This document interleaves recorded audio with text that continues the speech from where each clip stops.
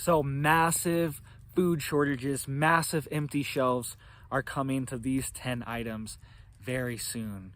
All right, this is a warning. You should stock up now.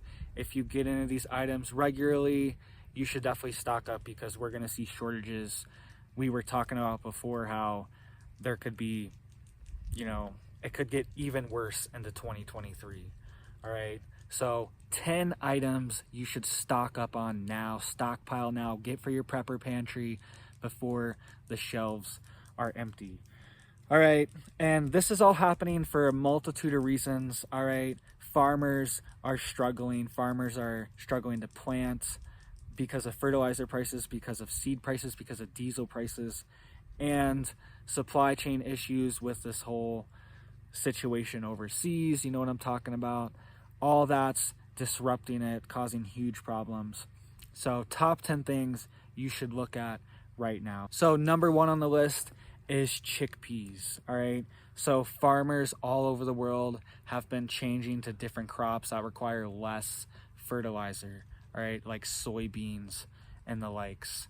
So chickpeas were not planted as heavily in 2022, so the harvest is gonna be anemic. It's gonna be grim for 2023, so look out for that. If you like hummus, you like dipping the chips, all that good gravy, stock up on hummus now because there's probably going to be shortages of that.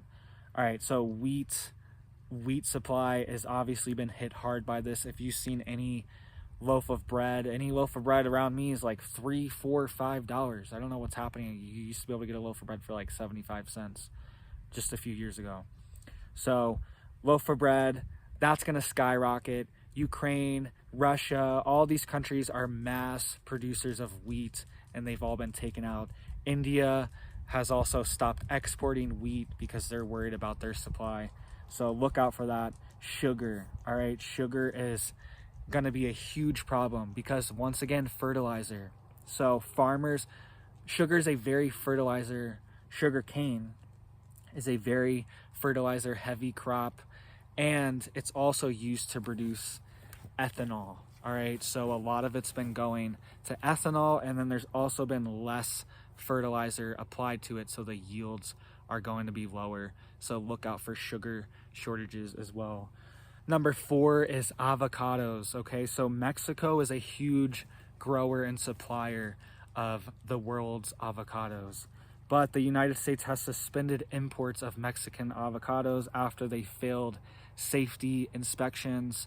And once again, they're being hit by the same issues all the other crops are being hit by: fertilizer prices, diesel prices, import and export problems.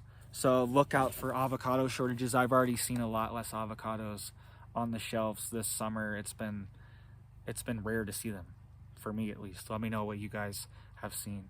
All right, paper goods.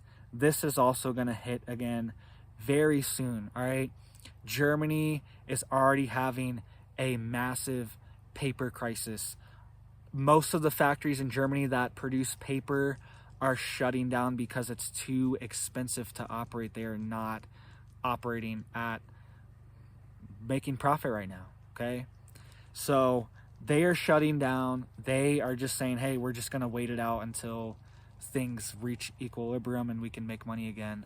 And this could also spread. All right, this same issues could spread to other countries all around the world. So look out for another TP rush. All right, make sure you got TP stocked up. Maybe just get a bidet. Maybe just get a tree with big leaves so you can just use that. Sustainable, yeah. All right, so another one, canned goods. This is huge. This is massive. So there's been massive aluminum shortages, and canned goods obviously are made aluminum cans. So this is affecting everything. You've probably seen there's just been less bulk of canned goods on your shelves. In general, there's been less of just just like a huge wall of canned goods. Instead, it's like, yeah, there's still some that are pulled to the front. Still a dozen cans. But even just a few years ago, I remember grocery stores just being stacked, displays made of cans, displays made of Pepsi cans and soda cans and soup cans and just stuff like that.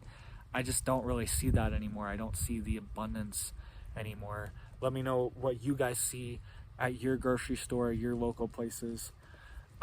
Eggs and meat. All right, so most farm animals eat corn. All right, they just eat corn feed. Cows, they're supposed to eat grass, but cows in a feedlot, which accumulates for a massive percentage of the beef in the country and meat, is just feedlot cows, feedlot animals, feedlot pigs. They just eat corn. All right, they just have crumbled up corn crumbles, and it's just dumped into massive troughs for them to eat out of. Okay, so that's their main diet. And what is corn? Corn is grown in the ground with fertilizer, and once again, fertilizer prices have been increasing, diesel prices have been increasing. Less farmers have been planting corn, they've been planting more beans and more hay, because corn is pretty heavy on the nitrogen fertilizer if you want to get a good yield. So, and also they've authorized more ethanol to be in the fuel, so more corn is being produced into ethanol and less of it's being produced for animal feed and to be put on your food store. So also look for corn shortages possibly. This could be possible too, because they're going to be moving it around to feed the animals. All right, what corn is left. Pet food, look out for pet food, because a lot of pet food is made out of aluminum cans as well. All right, a lot of it's canned food, and a lot of it is byproducts of other animal products. So if meat production slows down, if these other industries slow down, the poultry industry slows down, they've been experiencing bird flu and all these weird things going on, then the byproducts also slow down, all right, that the pet food is made out of. So look for pet food shortages as well. I've seen some comments actually saying like, hey, you should cover the pet food shortage because like my pet needs this special food, this medicated food, and like we just can't get it. You know, what's my pet supposed to do? So look into that too. If you have like special pet food, you should definitely stockpile that for your pets in your prepper pantry or whatever.